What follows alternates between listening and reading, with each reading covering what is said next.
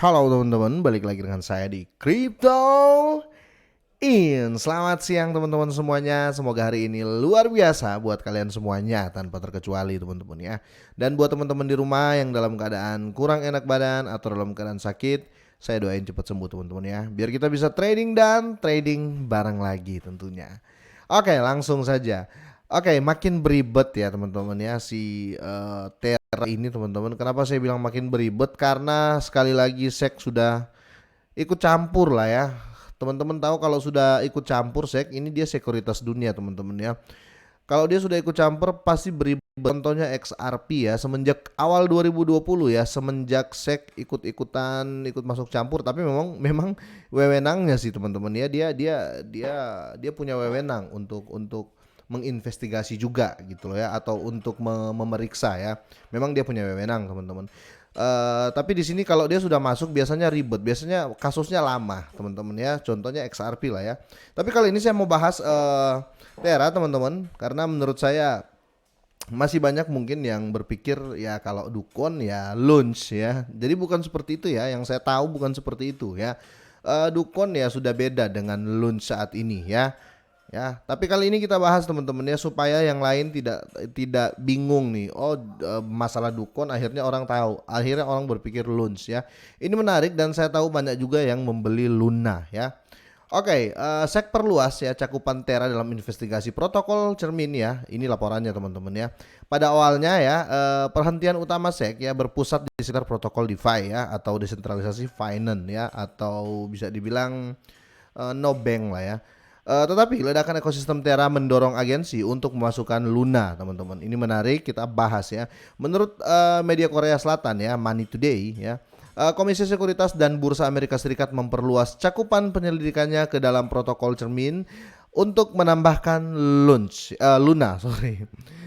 Jadi ya sudah, mereka sudah ikut campur lah intinya ya. Oke, di sini ada SEC versus Terra ya. Dalam perkembangan terbaru dalam ketegangan hukum ya, SEC juga telah mencari dokumen terkait Luna dari Terraform Labs. Dalam penilaian paralel yang diluncurkan bulan lalu, Badan Pengatur telah mencari potensi pelanggaran undang-undang sekuritas ya. Jadi kalau melanggar undang-undang sekuritas itu sebenarnya simple. Jadi kayak gini, dia SEC ini kan dia bergerak di bidang sekuritas ya, di sekuritas dunia. Dia mungkin ya memprediksi atau memeriksa Terraform Labs ini adalah apa ya? Sekuritas mini lah ya, bisa dibilang seperti itu ya.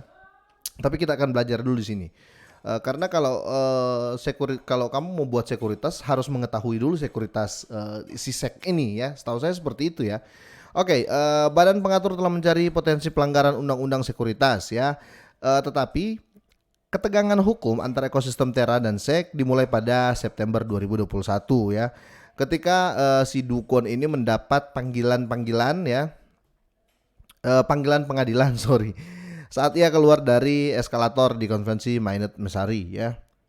Masalah sebenarnya adalah platform keuangan terdesentralisasi atau DeFi ini berbasis Terra Mirror Protocol, di mana versi kripto sintesis ya dari saham populer seperti Tesla, Microsoft. Jadi mereka mencurigai seperti itu. Kalau seandainya apa sih Bang? Kalau seandainya sama seharusnya harus membayar pajak gitu loh. Tapi Dukon ini diduga ini sudah sama seperti sekuritas si Terraform Labs ini teman-teman, tetapi dia nggak melaporkan itu, otomatis dia menghindar pajak ya, kira-kira seperti itu, makanya dikejar terus ini.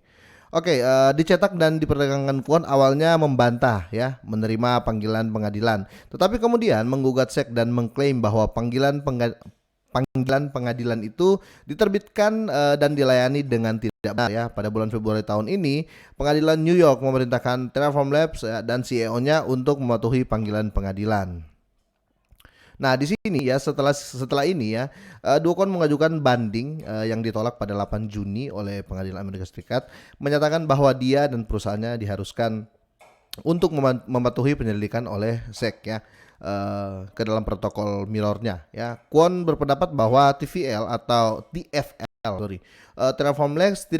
Terraform Labs ya tidak memiliki cukup kehadiran di pasar Amerika Serikat, dan bahwa panggilan pengadilan seharusnya disampaikan kepada penasihat hukum eksekutif ya, bukan dia secara pribadi. Betul juga sih ya, harus sesuai dengan hukum yang berlaku lah ya, jangan seenaknya mentang-mentang di Amerika ya.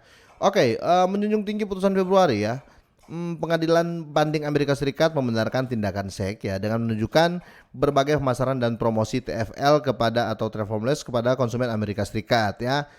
Retensi karyawan yang berbasis di Amerika Serikat, kontak dengan perusahaan yang berbasis di Amerika Serikat, serta perjalanan bisnis di negara terkait ke protokol cermin atau mirror protokol teman-teman ya. Nah di sini kita langsung bahas masalah hukumnya karena di sini panjang ya. Meningkatnya kesengsaraan hukum ya dan pasar biris ini telah terbukti menjadi tahun yang sulit bagi ekosistem Terra.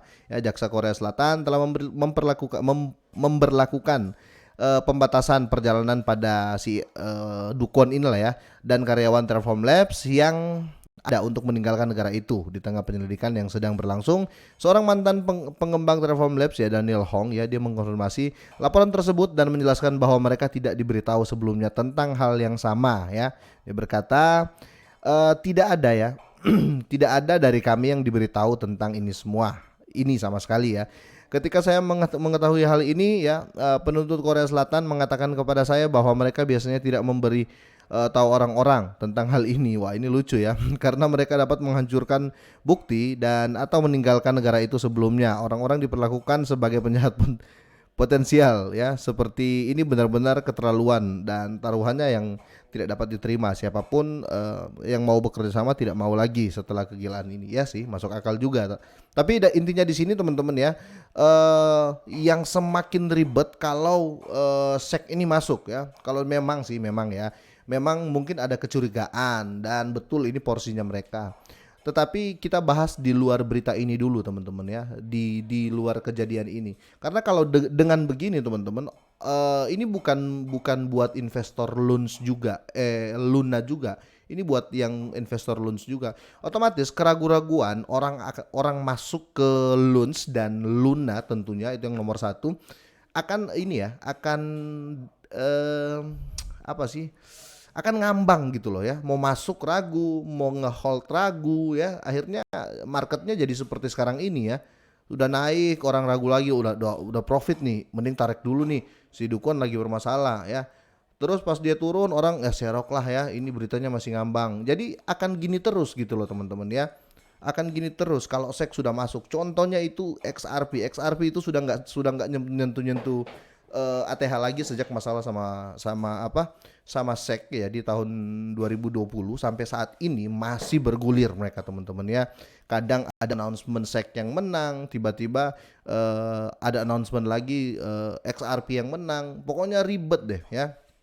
Itulah ya. Coba lihat yang berurusan dengan SEC ini biasanya proyek besar teman-teman ya. Dulu Bitcoin ya, masuk ke Ethereum dan lain-lain. Tetapi tujuan utama sebenarnya bagus sih untuk SEC ini ya, karena dia pengen aman dulu dan yang paling besar dia cari ya pasti pajaknya gitu loh teman-teman ya, harus membayar pajak karena sekarang bukan bayar pajak ke SEC-nya teman-teman ya. Seandainya kalau terbukti Terraform Labs ini termasuk dalam termasuk dalam kategori bursa teman-teman itu mungkin harus membayar pajak ya, harus membayar pajak kalau terbukti ya. Tapi saat ini si Dukon berkeras, wah kami bukan bursa ya, bursa bisa dibilang bursa kecil lah ya karena membawahi beberapa project coin kira-kira seperti itu. Tapi jeleknya tetap akan ada di ke depan teman-teman, jeleknya ya minimal ngambang kasus ini ya, karena kita tahu ini lama-lama setahun juga nih diurus si Dukon ini ya. Tapi apapun itu teman-teman ya, buat kalian semuanya yang sudah beli Luna, yang sudah beli Loans ya, saya rasa ya untuk saya pribadi itu nggak sama untuk saat ini ya. Mungkin sama lah ya siapa yang create duluan. Tetapi untuk saat ini yang lebih yang lebih diatur oleh komunitas adalah Loans ya. Makanya dari awal kan saya pernah bilang saya lebih memilih Loans karena Loans adalah token asli yang banyak sekali menimbulkan kerugian gitu loh otomatis. Makanya dibantu banyak sekali sama exchange termasuk Binance untuk memompa harga Loans lagi. Jadi nggak masalah sama Loans sih menurut saya. Oke, kira-kira ini dulu penyampaian saya dan info dari saya. Semoga bermanfaat, semoga sehat dan sukses selalu.